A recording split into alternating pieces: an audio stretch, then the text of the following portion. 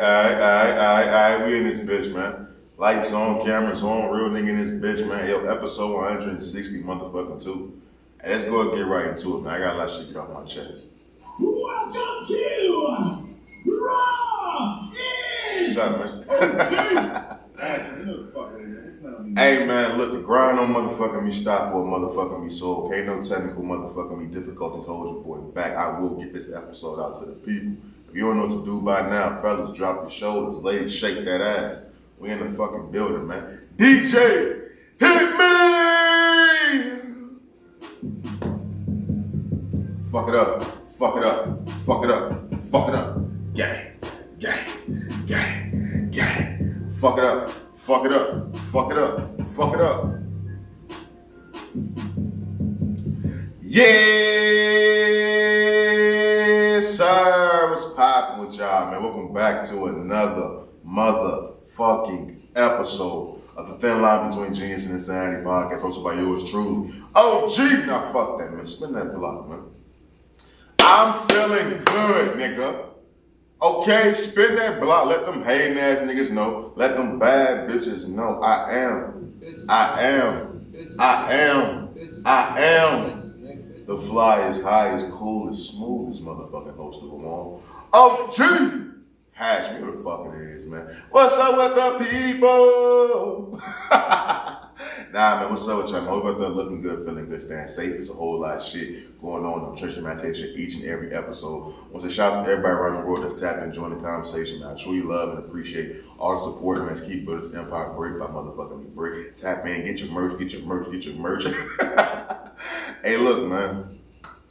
Episode 162, you know what I'm saying? The grind don't stop for a motherfucking soul. On the grind 200. I'm gonna be honest with y'all. The last 24 hours have been very, very, very emotional for me. As you guys know, I wasn't able to put out an episode for my birthday. I wasn't able to put out an episode while I was out of town. And yesterday, Wednesday, the episode that came on Thursday, 161, I had no idea that the audio was distorted until I was doing editing. I did feel it was salvageable enough for me to put that episode out, but of course you guys know me by now. I hate putting out any low quality content. So yesterday, you know what I'm saying? Saturday record, you know how I give it up, feeling good, looking good. This bitch high off the shit, sipping a little bit. Mentally, I was in the right place. I was prepared to record type shit, right? I come in here at 11 o'clock a.m. trying to get shit going. Couldn't get it going. The audio sounded horrible. The visual was perfect. You know, so I have a whole other episode recorded already visual that I was just gonna upload to YouTube and take a break. But yesterday I'm trying to record, and just couldn't get it to work. Finally, last night, I say around 5:30, 6 o'clock in the evening, that's how much, from 11 a.m. to 6 o'clock in the evening, I was spending trying to get the audio right for you guys. Just said, fuck it, let me pull out the equipment that I will use if I do my canyon episodes when I go hiking and stuff like that. I want to take the podcast, I want to travel with the shit. So I tried to test that equipment out, and in some way, somehow, the audio still sounded distorted as fuck. And this whole time, I thought it was my equipment. I thought it was my laptop that crashed out on me. It hasn't been my laptop this entire time, guys.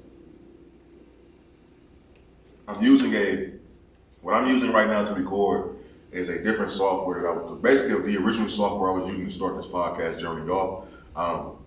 It comes with its challenges, but of course I did it before, so I know how to operate it. It was the software that I was using that was really fucking up the audio, and it was driving me fucking crazy. At one point in time, I really sat back and thought that I wanted to take at least a month break to get the proper laptop in here, because I do have a fucking 9 to 5 and I do have bills as well. So just realistically, it probably took me like 2 to 3 weeks to get a fucking laptop.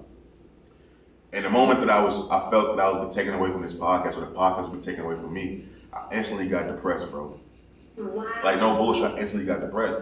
And that may sound like I'm over-exaggerating on being dramatic with you guys, but you have to think about something. I am someone who deals with mental health, depression, anxiety, and mood swings. And for the last 3 years, every day, all day, my mind has been focused on one task, and that's been this podcast. So the moment that I felt that this podcast had been ripped away from me out of my own, without me having any control over that, I instantly got depressed. I instantly started fucking going crazy. Last night, bro, no bullshit, I think I passed out. I recorded the episode and didn't even have, I was so scared to listen back to it because I was afraid the audio version was horrible.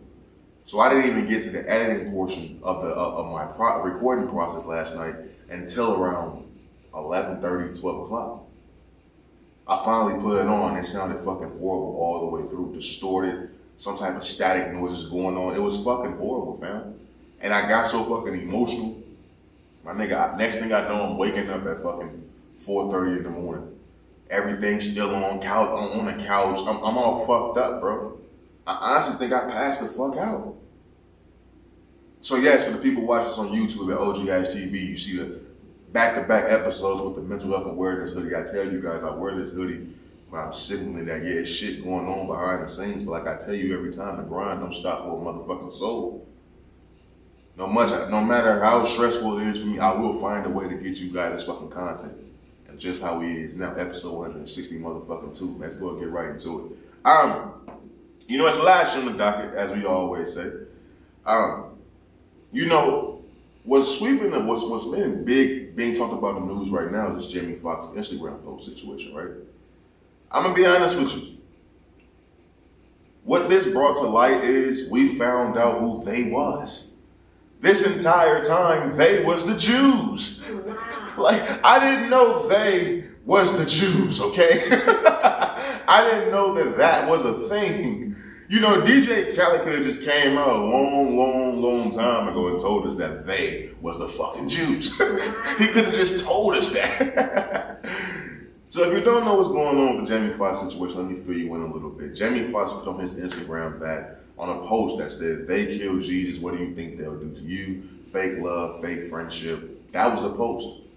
Me personally, when I seen that post, I didn't think of the Jews. I honestly thought he was talking about some fucking friends that backstabbed him, or, you know what I'm saying, like, nigga, if they didn't cross over Jesus, what do you think a motherfucker would do to you? Like, that's literally what my mind went to. Apparently, that's not what the Jewish community thought. Somehow, some way, the Jewish community integrated themselves as the victim in this. Because we all know this, we all know what the fuck it is, man. We all know the story, we all know the history, we all know what they told us happened. That the Jewish community killed Jesus. Okay. But in the black community, I can only speak for my community. Because I don't know how white people talk. I don't know how Mexican people talk. I don't know how Indians, and I have an idea. But I don't know, that's not my culture. In my culture, when we say they, there is no specific they. There isn't a person. Like, they is like is a man with no face. That's who they is. So to sit back and see the Jewish community come in and now you got Jamie Foxx apologizing for the shit, it makes me sit back and think. Because although I can see how you can put the correlation between the two, but I also am a firm believer in, my nigga, not everybody's a fucking victim. Because you integrated yourself in some shit that had nothing to fucking do with you. Now you got a black man apologize for some shit he has no reason to apologize for. Jamie Foxx then came out and said that he was referencing, you know, he came out with, I didn't intend to offend the Jewish community or nobody like that. He was talking about a friend that backstabbed him in a time of need. Now you have a man who was backstabbed by his friend in a time of need. He's the one who has to apologize. But as much as this shit is a bunch of bullshit, you know what it makes me think about? No bullshit. You know what it makes me think about? I was one of those people who used my platform to criticize Kyrie Irving when he did the movie link shit, right? Now, personally, I didn't think that Kyrie Irving meant any malice. I don't know Kyrie Irving. Maybe he did. But I've shared links to shit countless amount of times that I didn't actually watch, read all the way through or something like that. I've done that many times. So although I didn't think that Kyrie Irving did this shit intentionally, my point was he misused his platform. I never had any problem with his personal beliefs, why he did certain shit. I was always saying he was misusing his platform. When you think about how silly it is that man went through all that bullshit because he posted a link to a fucking movie that Amazon was fucking selling. All he did was post a link, and you truly think about all the bullshit that Kyrie Irving went through, and you go to when the media finally got in front of him, he stood 10 toes down. Old Hatch 6 months ago, Hatch, whatever the fuck that was, that version of me, I had a problem with that. Because I said, nigga, you misusing your platform. Just say you sorry and keep your fucking pushing. But when you fast forward and now you got a pattern that's starting to develop of niggas being chastised. That's what I view. I'm from St. Louis, bro. I know what chastising nigga look like. I know what stepping on shit look like. I know what pressing a nigga look like. It's all one and the same.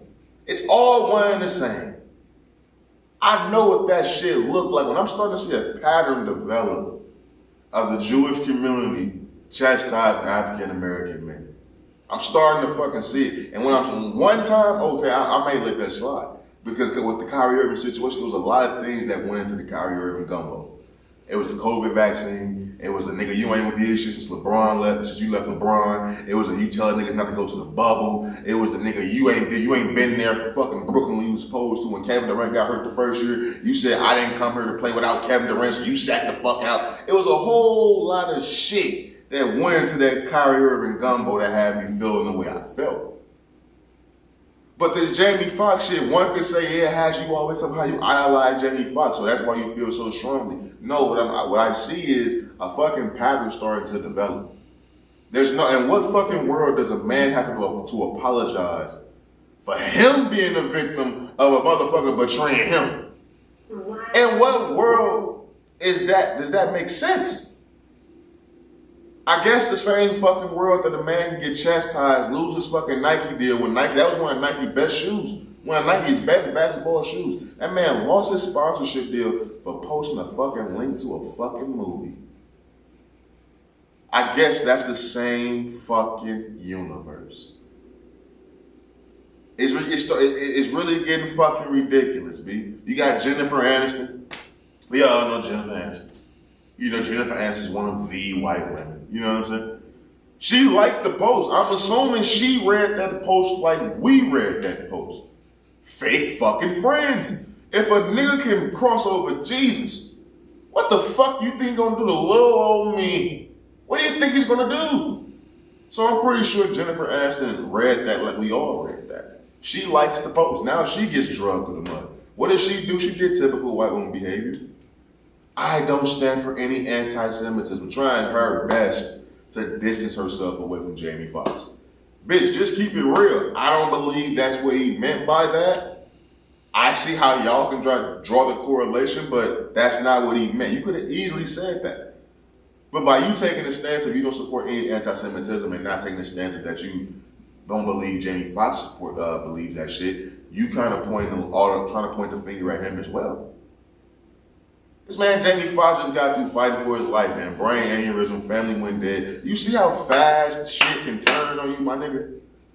You got the whole world waiting on you to see if you okay. 2 weeks later, after this nigga come clean, come out the dark, you know what I'm saying? Let the people know he actually okay. Nigga, a week or two later, they smack his ass across the face. What the fuck did you say? Watch your words, Mr. Fox. No, fuck, they called him boy then. 2 weeks later, my nigga, everybody trying to turn on the man. This shit is fucking ridiculous, B. It truly is ridiculous that a man has to apologize for being backstabbed by a friend because a group of motherfuckers want to act like they the victim. He wasn't even talking about y'all. Why haven't y'all always said this about DJ Khaled? When he said they don't want you to win. They don't want to see you make it. Why they didn't attack him when he was saying that they shit then? Why didn't they do that? And why didn't he just come out and say they was the Jews this entire motherfucking time, nigga? Jesus Christ. You could have left us all the clueless motherfucking moments, B. But it truly is motherfucking disturbing that this is a pattern that's starting to develop. We have to band together because we understand that the Jews are in the hierarchy of the financial system. You know, it's always been that way. But at the same time, there's always been somewhat of a bond, you know what I'm saying, bond of tragedy between African American people and the Jewish people. because of the Holocaust and because of slavery. Although, you know, Jewish people have received their reparations, they received their due diligence, you know what I'm saying, from their oppressors. We haven't, but that's just us as blacks. We've never fucking tried to do the push-pull on whose tragedy was more severe. We've never done that. We just always identified those as another group of people who endured some similar type situations. So there's never been a beef between the two. But if you have to open your eyes to start to see that, okay, there's some chastising going on right now. There's a lot of let's put these niggas in their place going on right now. And maybe I'm going hard with this shit. Maybe that's just me seeing what the fuck I want to see. But at no point in time did I ever think that, you know what I'm saying, niggas would be getting chastised and losing money and losing deals and being viewed a certain way. The narrative about them being viewed a certain way when we know them to only be one way because they posted movie links and because they talking about, they use the death of Jesus as a way of saying that can happen to anybody. It truly is wild, but niggas use the word they and niggas use movie links. Now we the worst people in the world, man. So it is very interesting to see where this shit goes from here. It truly motherfucking is. But moving on, let's get into Cassinet real fast. You know, I talked about Cassinet a few times on this podcast, bro. I fuck with Cassinet. You know, I fuck with AMP as a whole, to be honest with you.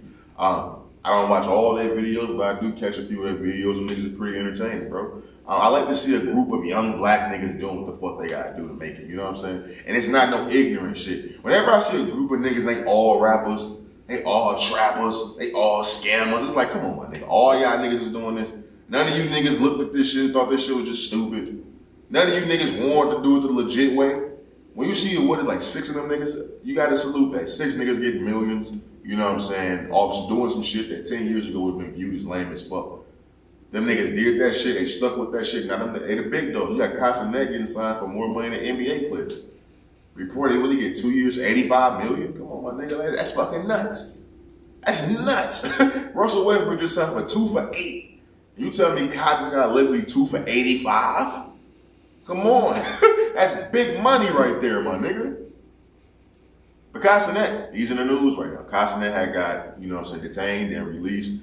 He threw a PS5 giveaway in New York City. I actually believe it was him and Phantom, but Cassinet's the big name. I've said this many times on this podcast about Cassinet. When his name is attached to things, he's the prime candidate. He's the prime subject in the story. You got the situation that happened at his New Year's party. You got the situation that happened, you know what I'm saying, when he was in London. I guess that's the fallout from that. But you got all these situations coming out about, you got the girl that went over to his house and on some weird shit. He was on some weird shit with her. It's a bunch of times this nigga's name been in the headlines about some straight bullshit. And a lot of times he's been proven not to have anything to do with anything, but his name is what's selling these stories. So he had this PS5 giveaway in New York, and this shit turned to the purge, my nigga. Like, if you've seen the clips on social media, bro, it's absolutely ridiculous. You know, one could say, you got the videos of the kids hopping on cars, dancing on cars, jumping on cars, ruining the cars, breaking windows. The street vendors in New York are getting attacked because there's thousands of kids just running fucking rampant, causing chaos. One could say Cassinet has no responsibility with that.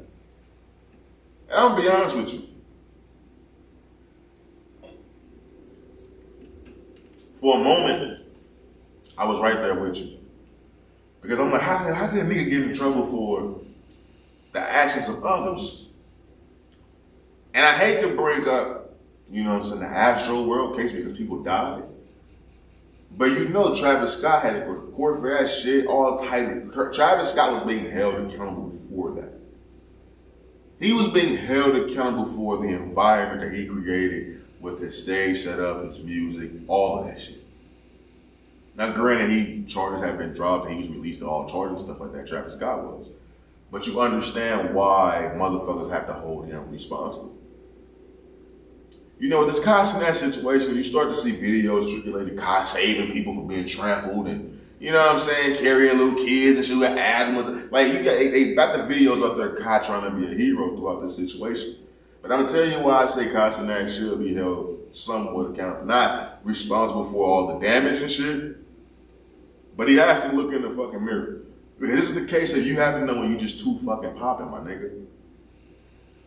I can't hold you accountable for the kids who's breaking windows, jumping on cars, and doing the sturdy dance and shit. I can't blame you for that, but I can't sit here and absolve you of everything because you can't sit here and tell me you didn't think some shit like this could happen.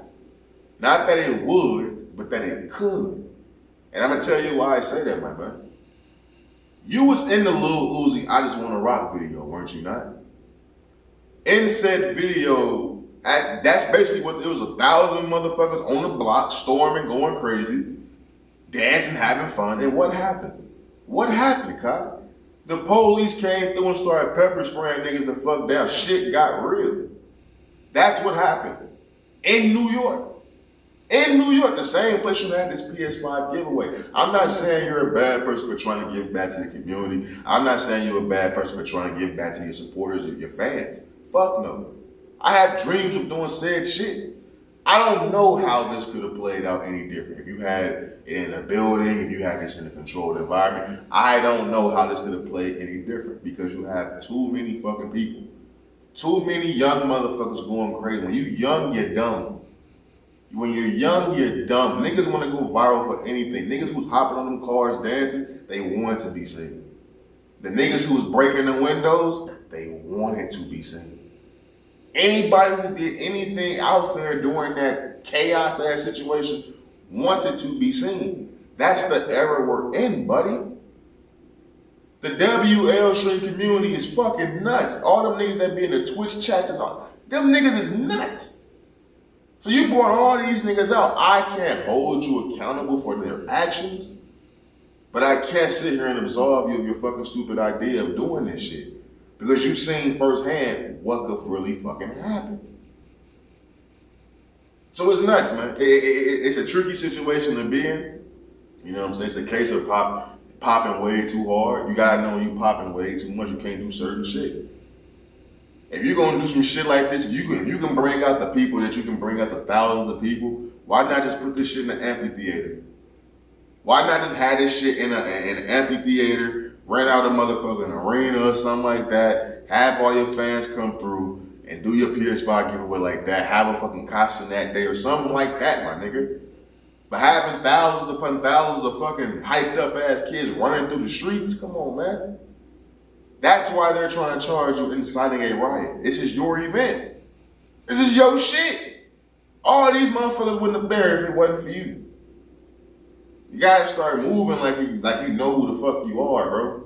You gotta start moving like you know who the fuck you are. Everything ain't about that viral moment because then you got innocent bystanders, innocent fucking street vendors getting attacked, my man.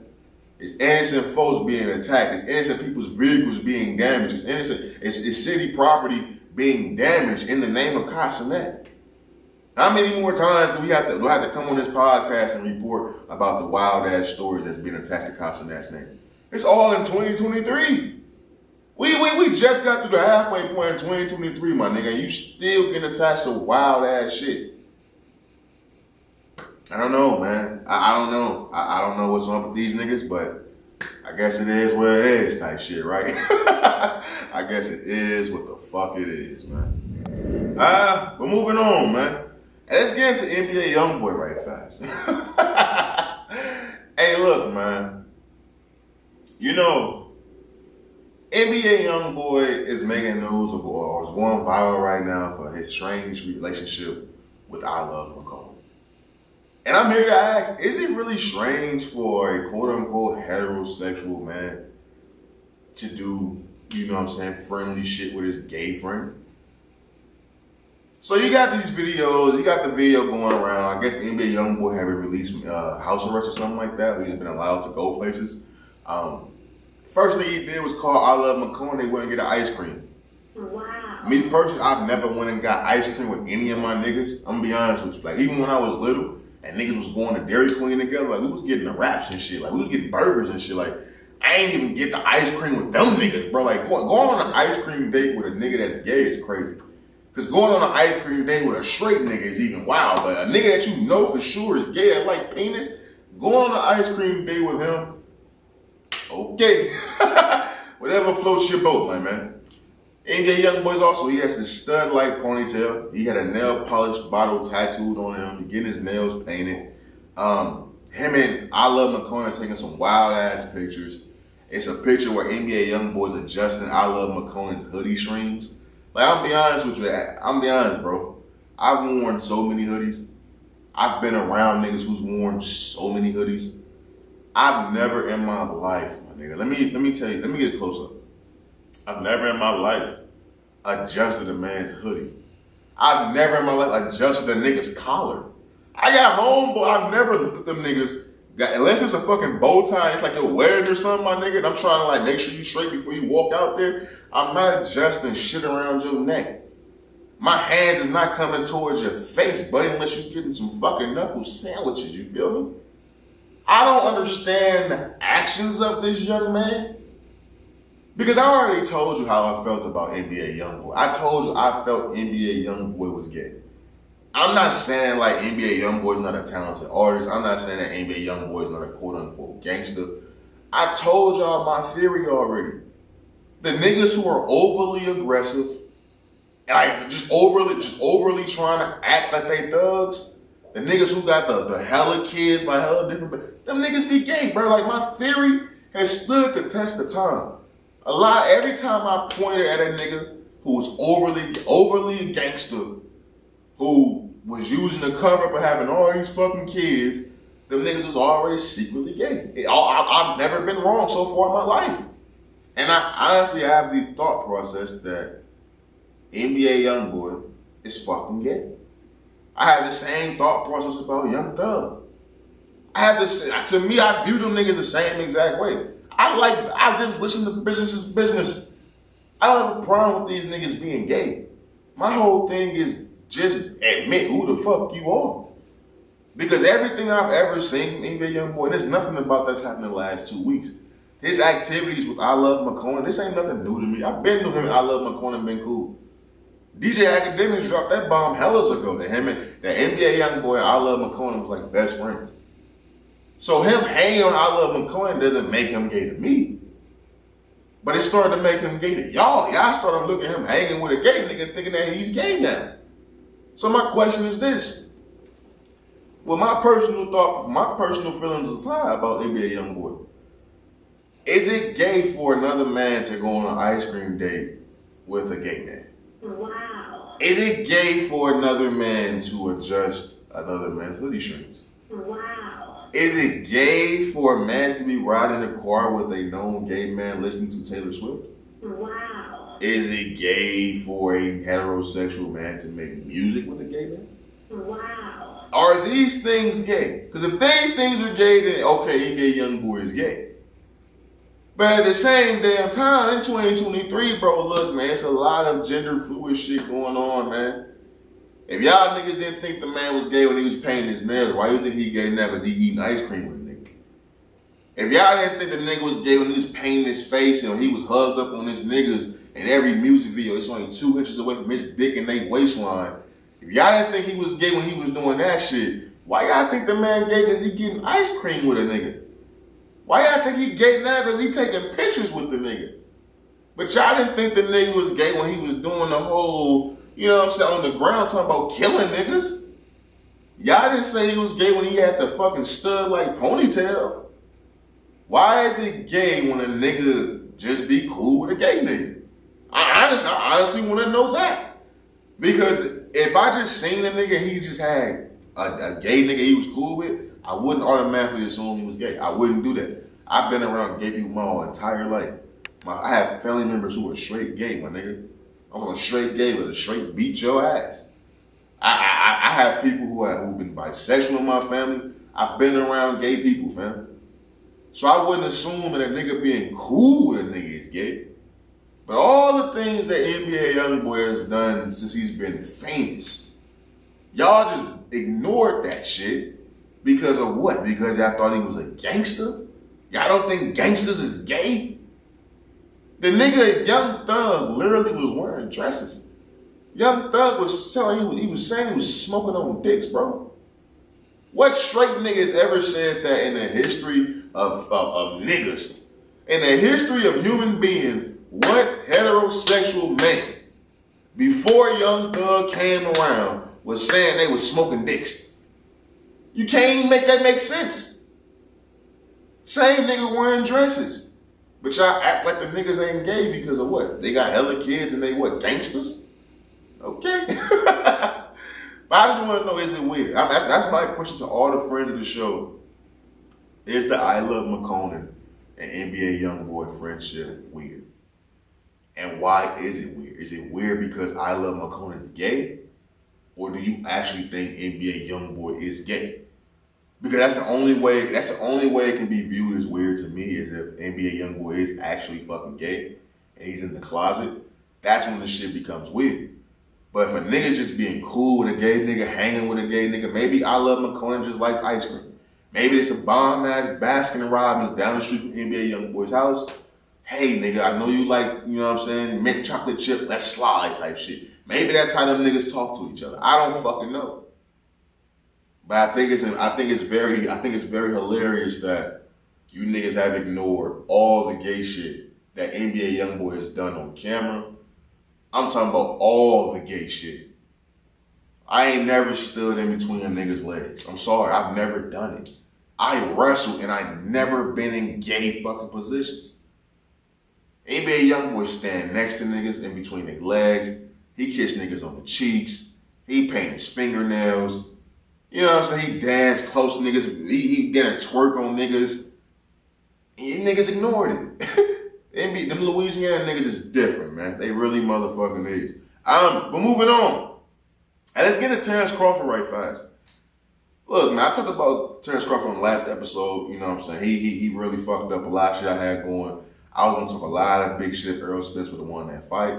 He beat the fuck out of Earl Spence, but he truly motherfucking me did. But recently I've been hearing a lot of talks that the rematch very well may happen. And it very well may happen at 154. Because after the fight, Terrence Crawford did say that making 147 pounds is hard for him as well. So he may just go up to 154 and fight Earl Spence at the rematch there, or he just might fight Charlo after the fucking Canelo fight. But that's not why I want to bring up Terrence Crawford right now. Terrence Crawford's mom is going viral right now. Like, I don't really like talking about people's parents because A, Terrence Crawford will whoop my ass. B, you can't really... I don't know Terrence Crawford's mother. I know Terrence Crawford, you know what I'm saying? So I don't even like talking about people that's like related to Terrence Crawford and people in the background, because whatever the fuck they do isn't going to change how I view Terrence fucking Crawford. So it's damn like irrelevant type shit.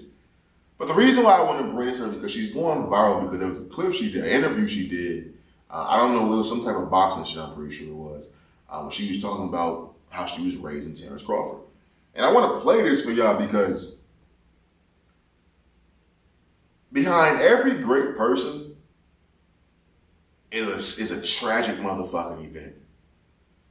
I'm talking you can go to any great person. I'm talking any great person in life. There's always something that happened when they were younger that flipped the switch for them. And I'm not saying it was something that just happened instantly, but it was something that happened to them, and over time they developed this strength, you know what I'm saying, this perseverance, and it's something that's keeping them fucking going. Behind every great person, you know what I'm saying, is a tragic motherfucking event. I want y'all to hear this. Let me play this clip for y'all right fast. My dad used to tell my mom I was gonna be a world champ. She said, nope. Behind every great person is a tragic event. This man's mother never told him that he loved him. I mean, that she loved him. You know, I played that because we see Terrence Crawford. We see the performance he put on against Errol Spence. We see, you know what I'm saying, like I told you, he finna knock a nigga out, he get to open that mouth, it's over for niggas. Pause. You know what I'm saying? No homo type shit. It's over for niggas. We look at that and we think of, man, it gotta be the countless hours in the gym. Man, the great determination. What could drive a man to want to be so great? Well, there's your fucking answer right there. There's your answer. The love, the seeking of the love, comfort. You know what I'm saying? The validation of his fucking mother is what pushes that man to levels that we've never seen. What pushes that man to be possibly on the Mount Rushmore of all-time bosses. I just seen a video last night of Roy Jones Jr. talking about, you know what I'm saying, Terrence Crawford, saying he has a top 5 all-time skill set, but he's probably top 10, top 15 because he doesn't have the opponent list that other motherfuckers will have, which is echoing the same thing I said earlier on last episode, that Errol Spence is the person that he's using to stamp is to validate his career. And he needs a few more names to be properly placed where he should be all time. And that's the same thing that fucking Roy Jones Jr. said. So when you see a man who comes after Floyd Mayweather who I think is the greatest of all time, I didn't think I would ever see someone after Floyd Mayweather that would put niggas up like, okay, hold the fuck on, now we got a conversation. Terrence Crawford did that. And instead of us looking at all the hours in the gym, the magnificent combination, how can he go southpaw, how can he go orthodox and still be a fucking elite fighter that we've never seen before? It comes from the tragic moments of a kid fighting, his mama bringing fucking people from all over the neighborhood to beat his ass. The winning prize is $10 for anybody to whoop my son's ass. The mama never telling him that she's proud of him, that she loved him as a child, because she was fucking taming a beast. She was fucking building up a nigga that was gonna be one of the best ever. And I'm not gonna sit here and say that she deserves props for that. I'm not gonna sit here and say that clip I played for y'all should be inspiring to y'all. Because I talked to y'all about the whole Dwight Howard situation. Remember I talked about that, right? And I was like, you know, I wish I had somebody who was pushing me. You know what I'm saying? That's what I want to do for my kids. If I ever have some one day, is push them to become great. Push them to make sure they become elite, some of the best ever. I wanted that as a kid, but never in my life would trade that in. You know what I'm saying? For my life that I had, my mama telling me how much she loved me. And I'm gonna be honest with y'all, man. I think it's hitting me a little bit hard because I remember when I was a kid, right? Like real shit, like no bullshit, no content. No, this ain't for content. When I was a kid, my mama one time, she told me, she was one of those mamas that always would tell you that she loved you. Like she would just always say it, right? And she told me one time when I was a kid, the reason why she always over told me that she loves me is because she never was told that she was loved by her mother. And at first I didn't understand it. You know what I'm saying? At first I didn't understand it. And I'm like, what? Then I thought about it. My grandma had never told me that she loved me either. So then it clicked for me why my mom always made sure that her kids knew that she loved them. Because she didn't have that. And even through the tough times, when I'm a fucking teenage boy, I'm a young man, and my mom's getting on my nerves, we butting heads and shit like that. There was never a point in time in my life where I didn't think my fucking mom loved me. I would be a fucking lie if I ever walked around this motherfucker acting like there was a disconnect between me and my mom on a love level. I would be a fucking liar. So when I see Terrence Bud Crawford, you know what I'm saying, and this is the way he grew up, the same woman that's after every fight in there dancing with him, doing the cha-cha and the salsa and shit, is the same woman that when she was raising this young man, put this young man through fucking hell. Put this little nigga through hell, man. And you can go on, there's countless scenarios, man. You got the LeBron James story. Nigga didn't know his father. Look at him now. You know what I'm saying? You got and Terrence Crawford's story gets even worse. Terrence Crawford got shot in the fucking head. He's not even supposed to be here right now. But when you think about the lifestyle that he was living, you know what I'm saying, robbing, trying to bribe people, then shot in the head, it correlates very well with the young man whose mother who was going around the neighborhood trying to have people fire her son. It goes hand in fucking hand when you really think about it. Look at Mike Tyson's story. Look at Michael Jackson's story. You know what I'm saying? Everybody that you can pinpoint and view is great. They have a tragic motherfucking story. It's the overcoming of real life shit that makes everything else seem like it's in fucking cruise control. It's wild to see that that's the life that Terrence Crawford was living as a child. I can't relate. I don't even know how to feel about his mother after some shit like that. Because that's one thing you always think about is a mother's love. You know what I'm saying? You see it with animals. You know what I'm saying? And you see it with any fucking mother figure. A mother's love for their child is something that can't be fucking, like you can't fucking underestimate a mother's love for their child. So anytime you come across a situation where it seems the mother's love for the child was lacking or just wasn't there, or it seemed like it was cold-hearted, it shakes you up a little bit, you know what I'm saying? Because it's like, damn. It's like, fuck. Like, this nigga mama never told him that she loved him? This nigga was winning championships and medals and she never said, like, congratulations, I'm happy for you? Like, damn. Like, you know how many times I brought home fucking perfect attendance? And my mama act like she was happy? Nigga, of course I got perfect attendance. She jumping me off at that motherfucker. So it's just like that's a wild story, B. I ain't gonna hold you. That's a wild motherfucking story, dog. But speaking of him though, you know, they caught this clip from Terrence Crawford, and he was talking after he was fighting Errol Spence. He was talking to Jermell Charlo, and they caught it on Showtime Box. Let's play that.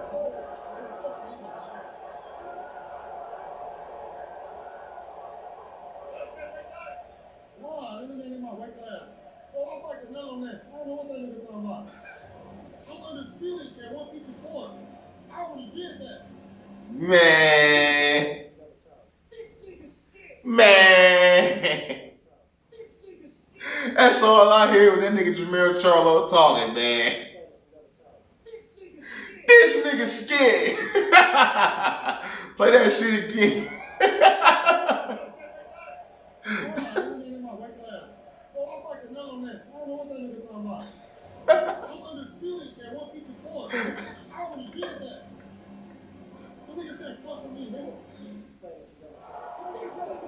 Hey, that nigga spook, man. Ain't no way that nigga in there in the ring beating your big fish in your camp and your fight camp beating the fuck out of Errol Spence at the same time looking over at you saying, nigga, you next. And your word, when James Harden asked you, was out in the same weight class, nigga, your words was, hell no, I already did that. That nigga looked spooked, man. The look on that nigga face, he looked spooked, man. Now look, I ain't gonna lie to you. The Charlo nigga's nice, especially Jermell Charlo is nice. He is nice. I'm not gonna act like that nigga not nice as fuck. Shit, I thought Errol Spence was nice as fuck. But Terrence Crawford is a different type of nigga. If that fight happens, I'm easily taking Terrence Crawford. Just because, as much as I like Jermell Charlo, you bigger and all, but nigga, Errol Spence was bigger. At the end of the day, I don't know. If Terrence Crawford make that weight with you niggas, he may be able to pull up a Roy Jones Jr. and just keep going up. Cause that nigga speed and that nigga athleticism, him being able to go southpaw and orthodox and be explosive from each motherfucking you know what I'm saying, fighting style, ain't nobody else doing that. I think they said the only other nigga who did that was Marvin Hagler, and Marvin Hagler wasn't as explosive as Terrence Crawford. So Terrence Crawford, he a savage ass nigga, bro. To be beating a nigga ass and at the same time he tell a nigga in the crowd that nigga you next. Come on, man. That's a different type of savage ass level, bro. But you see where he come from as a kid. You see what he went through as a kid. You see him then getting shot in the head. These fights ain't shit, man. That's why I think Errol Spence is able to handle this shit the way he's handling. My nigga, he just beat life. That car accident, I've been in a car accident, bro. And if I wasn't in my Jeep, if I was in my fucking little ass Kia Optima that I had just got rid of, I would have been dead, bro. Or at least severely paralyzed. I had a Jeep, a nigga totaled my Jeep and I got fucked up. Errol Spence got shot out of a car that was going over 100 miles per hour, bro. So for him to even be back and, you know what I'm saying, to handle the shit that he's handling the way he's doing it, it's because this shit ain't nothing to him no more. This shit is just occupation, way to feed his family type shit. No, not making no excuses. You want to win this shit, but what I'm saying is obstacles that you overcome in life make things just a game.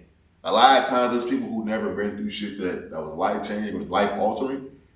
We look at these games and these sports and we let it drive us and fuel us and control our lives. If you pay close attention to the people who've been through straight serious shit, it could be jail time, it could be, you know what I'm saying, car accident, getting shot, anything near fatal damn near. Anytime that some shit is being taken away from you, you realize exactly what the fuck you don't take it for granted no more, and you realize exactly how to properly react to it. When I felt like I couldn't record and I felt this podcast was taken away from me, my nigga, I truly felt at that moment that I wasn't doing enough. So now it's extreme goal mode. Now it's I gotta go even harder because at any moment in time, this shit can be taken away from me, and I never again want to be sitting there feeling like I didn't do enough. So that's why I understand the plights that these niggas go through. I'm not trying to compare my podcast to these niggas, you know what I'm saying, boxing careers. But what I'm saying is you have to see the simulation and correlation to niggas going through shit, experiencing shit being taken away from them, and seeing how niggas overcome that and become the greats that we truly all love and admire today. So it is truly, this Terrence Crawford nigga is very, very motherfucking interesting, bro. I give him that. He's very, very motherfucking interesting. Very motherfucking interesting, man. Let's go ahead and get to this nigga Jalen Green, B. Hey, look, man. Jalen Green has been spotted with Drea Michelle. You don't know Drea Michelle, and Drea Michelle is the Basketball Wives reality TV star, legend type shit. Drea Michelle got the best BBL in the game. I'm gonna be honest with you. Her body, her ass, that shit is amazing. Drea Michelle is fucking beautiful. She's been spotted out with Jalen Green. I believe it was in Calabasas or something like that, walking down some stairs or some shit like that. I'm gonna be honest with you. I know the real Andrew Caldwell. Jalen Green think he's slick trying to initiate the I ain't gay no more. He trying to initiate the I ain't gay no more starter kit, my nigga. Hey, it's not gonna work, buddy. I don't give a fuck what woman I see you with. You can't convince me that you're fucking them. I'm sorry. I seen you on multiple videos pile driving the fuck out of niggas. Pause. Like, at no point in time have I ever seen niggas hump other niggas and didn't think them niggas was gay. We just got to talking about NBA Youngboy, right?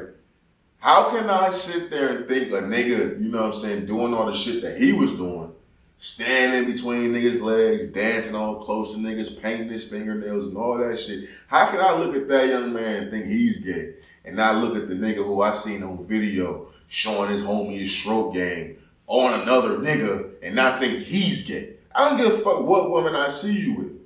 This may work with some other people, but this I ain't gay no more starter kit is not working for me, buddy. I'm a grown ass man. At no point in time have I ever in my life, thought about showing other niggas my hip thrust. That nigga's putting on a Magic Mike performance on one of his homeboys. And even in the pictures we see with you with Drea Michelle, my nigga, you got your hands in your pockets. If I'm walking with Drea Michelle, she got one of those spandex ass outfits, I'm behind her. Hands is cuffing ass. We wobbling now. Like, I'm going like this down the street. What are you talking about? You and that motherfucker digging in your pockets and shit. Man, you gay as a motherfucker. That's facts. You gay as a motherfucker. How you walking with Drea Michelle in a spandex outfit and putting paparazzi around and you ain't grabbing ass and motherfuckers think you gay? Come on, man. You know the only way you can beat this shit, let me give you some advice. Because I don't even know if it's going to work. But the only way you can try to convince motherfuckers that you not gay, bro, you got to put out mad footage. You got to flood the market. You got to flood the motherfucking streets, brother, with straight tape. Or you just beating hoes the fuck in. Or you got to go crazy, bro. There's no way. I don't give a fuck if you drop 30 on the Lakers, 40 on Steph Head. I don't give a fuck what you do on that basketball court. Anytime I see you, I'm going to remember that video of you fucking your home. What was it Josh Christopher was the other nigga? You two niggas. Y'all want to get y'all rep back? Want niggas to forget this? You gotta get a reputation about yourself about fucking these hoes, man. Pictures ain't gonna get it done. This the I ain't gay no more starter kit. What's next to come, Jalen? This can't be it. This can't be. I ain't never seen you in a picture with no woman. Real talk. Like when Kuzma was on the Lakers, Kuzma was spotted with bad bitches every weekend. It was rumors going around about Kuzma fucking Jeannie Buss, nigga. Like, Kuzma was doing it. You in Houston. I ain't never seen a motherfucking picture, a TikTok video, a Jalen Green with no bitches, bro. The one time I seen Jalen Green video footage, this nigga not on the basketball court, any basketball related activities, he was humping the fuck out of men, bro. I'm just keeping it in the buck.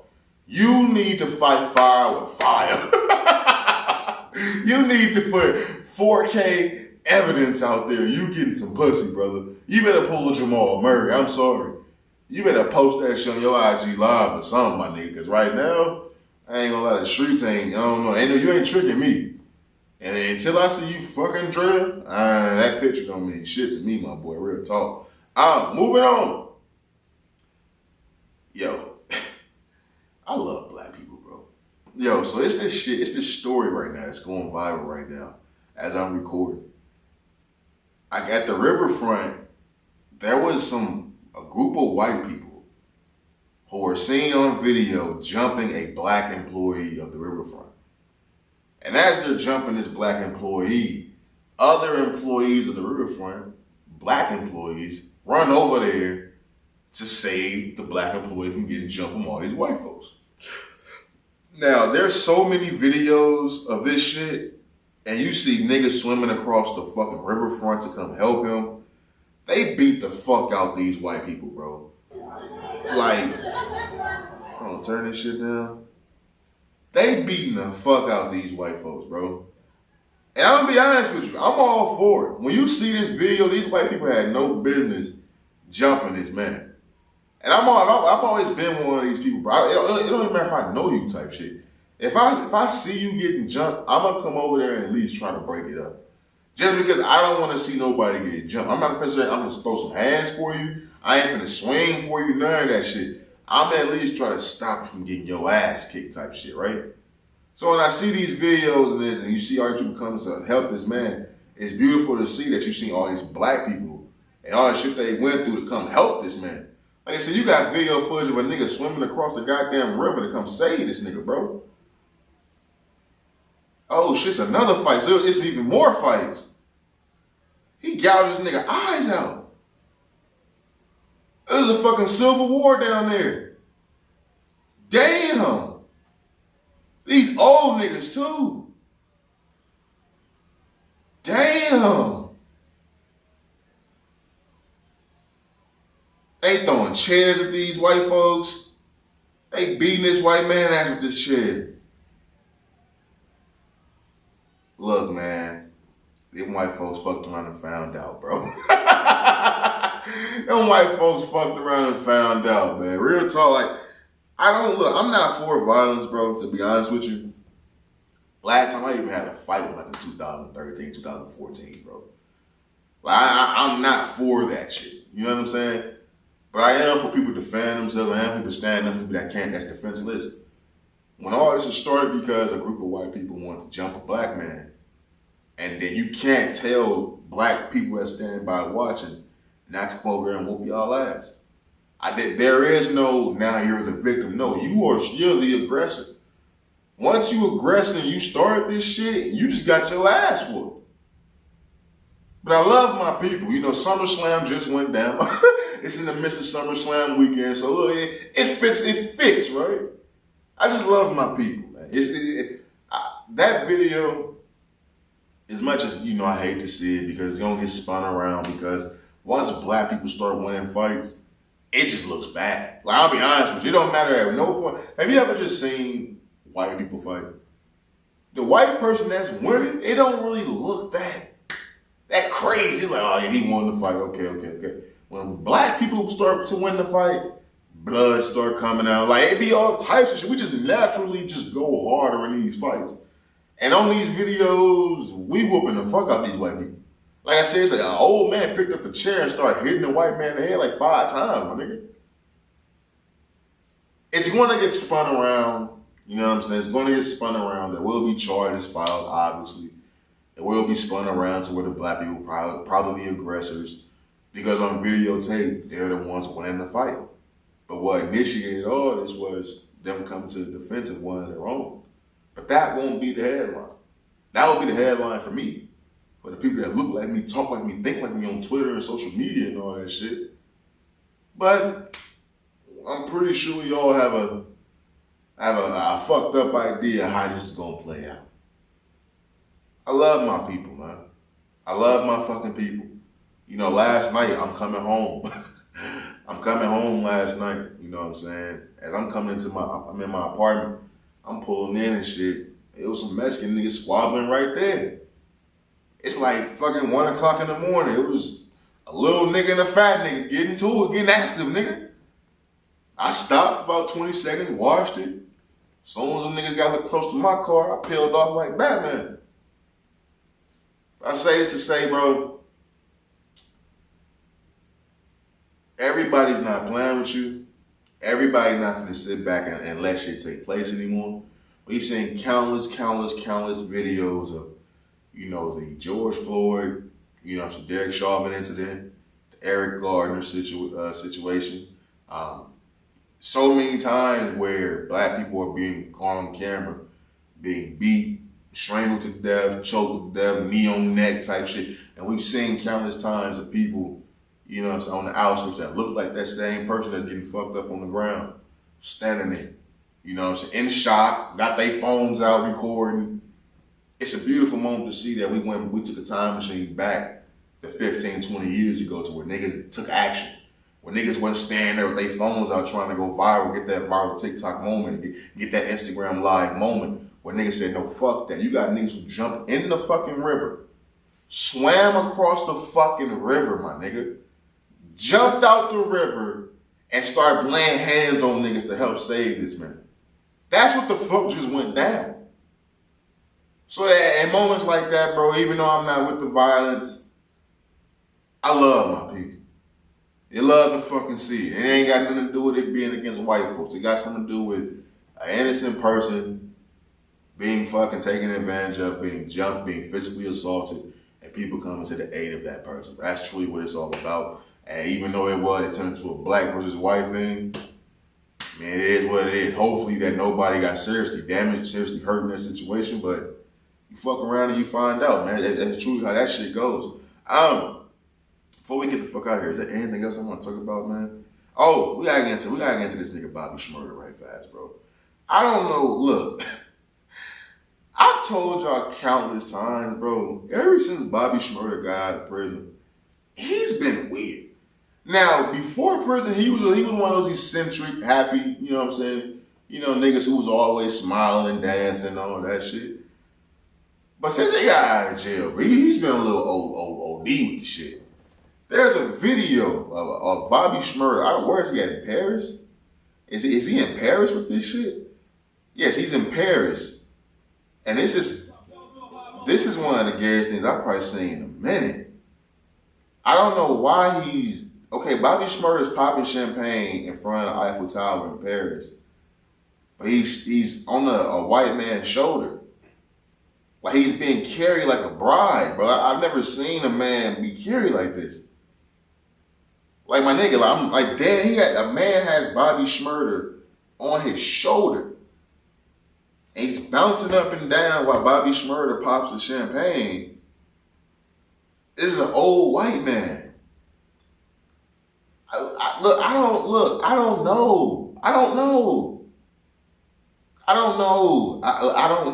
don't know who this is. This comes right after we all just got on Lil Baby and Meek Mill about the weird shit that they be letting Michael Rubin do to them, the double stuck Oreo hugs. You know what I'm saying? They got Meek Mill crawling on the ground. They got Meek Mill doing bunny hops and shit on PJs and shit. Like, we just got through talking about Lil Baby and all that shit, right? Are we gonna talk about Bobby Shmurda being on another nigga's shoulder, popping champagne? What is this? Look, man.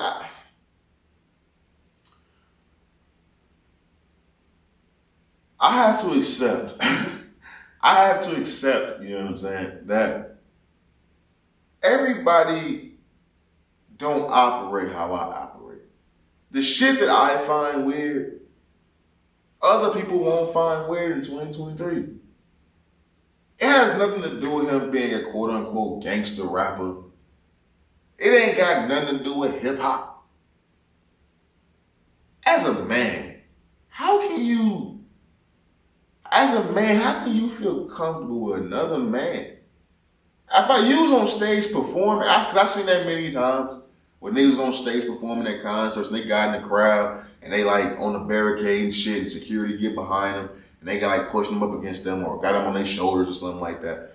But how can you as a grown-ass man be comfortable with another man lifting you up on his shoulder, like bouncing you up and down, celebrating and shit, popping champagne? How? I don't know. I don't know. I don't get these niggas. I will never understand these niggas. Maybe it's not for me to get. Maybe I don't trip. Friends of the show, am I tripping? Another nigga hold another nigga on his shoulders. Does that not scream like fruity? That don't scream fruity to y'all? Popping champagne? Champagne? Come on, man. What we talking about, man? Fuck is we talking about, B? Them niggas is fruit boots. Them niggas is fruit boots, man. Real motherfucking talk, man. Before we get up out of here, man, I do want to get the feel-good story of the week. Feel-good story of the week, you know, I came across this video. I encourage everybody to go watch it. It's on Dwayne The Rock Johnson's channel, The Rock type shit. He bought a house for an MMA fighter. Story is that the MMA fighter had posted on his Twitter that he had $7.30 or something in his account, $7 and some change in his account. And what he was doing with his money was sending his money back to his village in Zimbabwe, I believe it was, to build a well of water so they can have clean water and shit like that for his village. He posted this on Twitter. The Rock came across it, and The Rock blessed him, bro. The Rock really, really blessed this man, surprised him, bought him a house on the river, beautiful house, got him some training gear and all that shit. The man was taking all his money, sending it back to his people back in Zimbabwe, so he was living on a couch in the attic of the fucking gym. And me personally, I can't sit here and say that I would do that. It sounds good, but when you put in situations to where you have to send all your money back home and you gotta sleep on somebody's fucking couch, I can't sit here confidently and say I would do that. Now, granted, maybe his life in Zimbabwe fails in comparison to even being in the U.S., sleeping on a motherfucker's couch in a gym and having that access to clean water and shit whenever the fuck he wants. So maybe even that is viewed as an upgrade to him. But even still, to know that this man was doing this is fucking beautiful to see, bro. It's reassuring that there are good people in the world. You know what I'm saying? Like, one thing I tell people close to me, one of the goals of this podcast is very soon in the future, I want like an annual kickball game to start off real light to help give back to the community. Allow these vendors out here to have a platform to make some money, you know what I'm saying? Spread the name of their business and stuff like that. Eventually get a back to school drive going for these kids out here. Do something for the homeless, something like that. I want to become a player in the city. And to see The Rock when he was doing this, bro, I honestly got emotional, bro, because I'm looking at this guy from Zimbabwe do this in high school. He's taking care of his village back home. But I also view myself being in those moments, bro, because there's a lot of things I do in my life and did in my life that doesn't give me the reassurance that I'm a good person. And the only thing I can truly think of that gave me that reassurance is helping others. This podcast, when people tell me that this podcast helps them and stuff like that, it gives me the reassurance that I'm doing something good with my life. So when I seen The Rock doing that, bro, it really just touched me, bro. And it made me feel good. There's a lot of shit going on behind the scenes that I truly don't know about, man. I'm injured, my foot fucked up, you know what I'm saying, having technical equipment issues, that was fucking my head up. You know, so gotta put certain things together to make sure everything is okay. It's a lot of shit going on behind the scenes, bro, and to see that story, it really just touched me. So I wanted to make sure I came around and I brought it to you guys. And I encourage everybody to check it out. You know what I'm saying? It's something when you see somebody who's just a really good person being taken care of. Because I know countless amount of good people who it just seems like life just always keeps fucking with them. So to see one of them get something that has something good pay off for them, it's just beautiful to motherfucking me see, man. It truly is. But with that being said, I think that's all we got on the motherfucking me docket. I'm gonna go ahead and leave it there. This is it's just a little bit different. The docket is usually more organized and stuff like that, but I had to do an alternate recording today, so it's a little bit different to how we got it set up. But we're gonna make sure we get that fish going forward. To make sure everything is rolling and back on time and stuff like that. This episode will still be coming out on Sunday, just a little bit later. Prior to tonight, I gotta chill out for a little minute. I'm gonna edit this shit and put it out for you guys. But with that being said, man, DJ, drop that fire ass beat, my boy.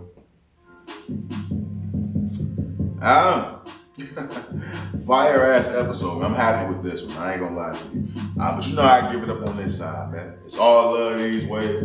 Never let them sidetrack you with the bullshit. Always keep the main thing the main thing. Stay safe, stay sharp, stay sane. And how's this episode, man? We out this motherfucker. Peace. Damn. She throwing it. Hey, look, man. Great episode, bro. You guys don't have any idea, man, how fucked up I was, bro, and I didn't think I was gonna be able to record, man.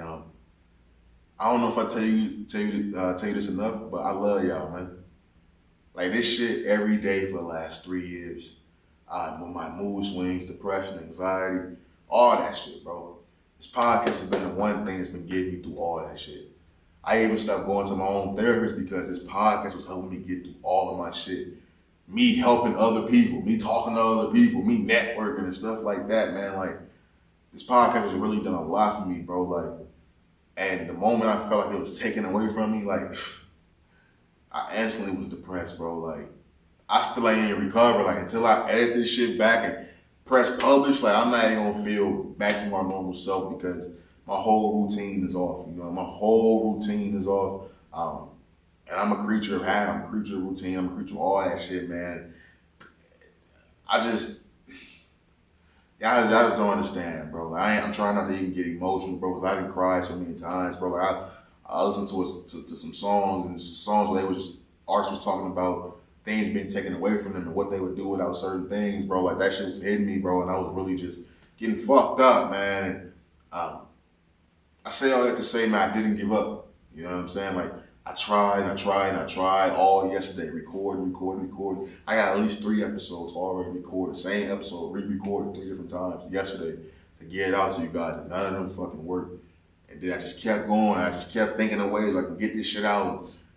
This came up. This idea right here came up, and I gave it a try through sound recording and sound testing and stuff like that, and it worked. And I'm just happy that I'm able to do this still. You know what I'm saying? Because, man, this shit means a lot to me, man. It really does. Like, you gotta find you something in life that you truly love, man. Like, without this shit, I don't really know what the fuck I'd be doing, man. Everything else is somebody else. It's the only thing that's mine, man. All I got in this world is my podcast and my dog, man. So, man, I'm out, man. I gotta get the fuck out of here, man. I gotta get the fuck up out of here, man. I need to try and enjoy the rest of my day. I love y'all, man. Thank y'all for rocking with your boy. Tap in, get your fucking merch, man. October drop is coming very, very soon. Let's hurry up and get this summer drop wrapped up, man. Tap in, get your merch, $35 a shirt. Shout out to the people that's on OGHatchTV on YouTube. Drop a like, subscribe to the channel, ring that bell, all the shit that YouTube would say. On all DSPs, man, Spotify, Apple Podcasts, Google Podcasts, Anchor, Audible, Audio, man. Hey, look, man, tap in, man. Fuck with your motherfucking boy, man. I love y'all. I'm out this motherfucker. Peace. Welcome to Raw is OG! Actually, you know the fuck it is. Don't play on me, man. Yeah.